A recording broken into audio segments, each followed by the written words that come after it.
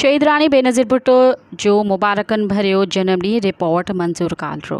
सिंध पंहिंजनि दाना शख़्सियतुनि ॾाहिप घणो पढ़ियल केतिरनि ई सियासतदाननि नामवर इल्मी अदबी हस्तियुनि तौर बि मशहूरु ऐं बुलंद ॾिसिजे थी।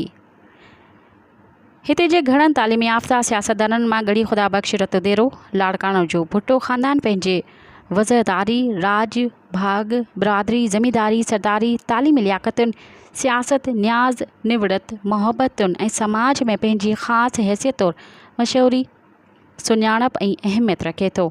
हिन ख़ानदान में सरशाह नवाज़ भुट्टो पंहिंजी लियाक़तुनि मूजिबि सरगर्म सियासत कंदे पंहिंजो वक़ार ऐं मयार जुदा रखंदड़ चंद मोअज़्ज़िज़िन में सरफ़हरिस्त सम्झा वञनि था। अहिड़ी तरह संदसि फ़र्ज़ंदनि ज़ुल्फ़िकार अली भुट्टो जी शख़्सियत जो बि निरालो अंदाज़ ऐं मक़बूलियत एतिरे क़दुरु रही जो भुट्टो साहिबु दुनिया जे घणनि मक़बूल सियासी लीडरनि जे सिफ़ुनि में बीहण लॻो। संदसि मक़बूलियत सबबि पाण पाकिस्तान में 1970 वारियुनि चूंडुनि खां पोइ वज़ीर आज़म जो मनसब आणियो ऐं तारीख़ साज़ फ़ैसिला कया। संदसि मक़बूलियत खे अमेरिका जी पॉलिसी साज़ इदारनि पसंदि न कंदे उनखे पंहिंजे ख़िलाफ़ु सम्झियो।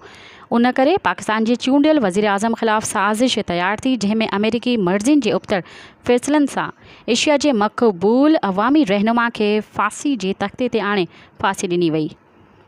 शहीद ज़ुल्फ़िकार अली भुट्टो खां पोइ संदसि फ़र्ज़ंदुनि खे बि मुख़्तलिफ़ साज़िशुनि सां मारायो वियो। आख़िरकार शहीद ज़ुल्फ़िकार अली भुट्टो जे घर 21 जून 1953 में न्याणी मोहतरमा बेनज़ीर भुट्टो उर्फ़ पिंकीअ जो सभाॻो जनमु थियो।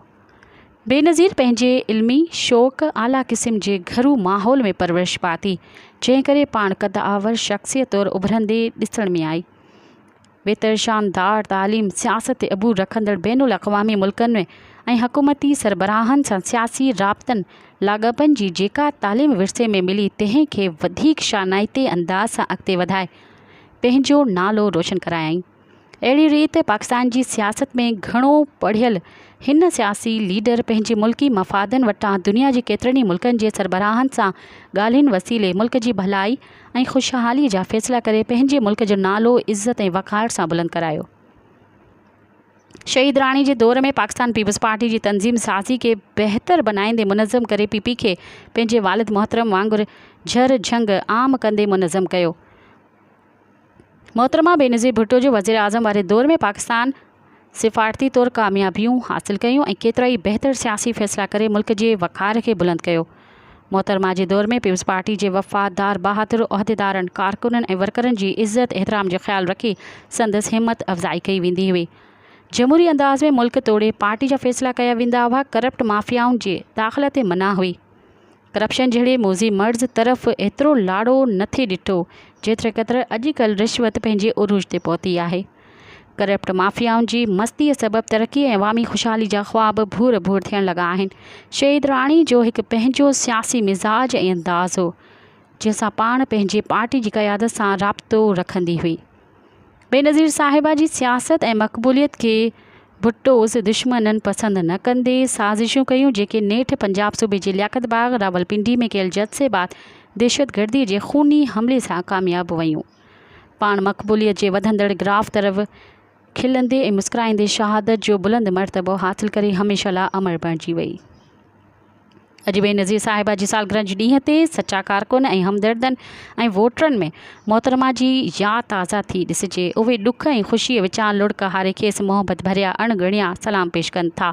मोहतरमा जी दर्दनाक शहादत खां पोइ पीपी जे मक़बूलियत खे धकु लॻो ऐं पार्टी वसी थियण बजाए महदूद थींदे तनक़ीदुनि तोड़े इल्ज़ामनि जे घेरे में ॾिसिजे थी, जो इक़्तिदार हूंदे बि पार्टी उहे अवामी कम तरक़ी ख़ुशहाली ऐं रोज़गार ॾियारण वारा मनसूबा आम न करे सघी आहे, जंहिं जूं वॾियूं उमीदूं लाॻू थियल हुयूं। पार्टी जा केतिरा ई चूंडियल नुमाइंदा अवाम सां राब्तनि ऐं अवामी शिकायतुनि जो दरमान थियण बजाए गुम सुम रहण लॻा आहिनि। अहिड़ियुनि हालतुनि में ख़ासि तौर सिंध सूबे जी अवाम खे केतिरनि ई मसइलनि ऐं बदअमनी जे ओढ़ाव सबबि पीपी हुकूमत बाबति तहफ़ुज़ात रहण लॻा आहिनि।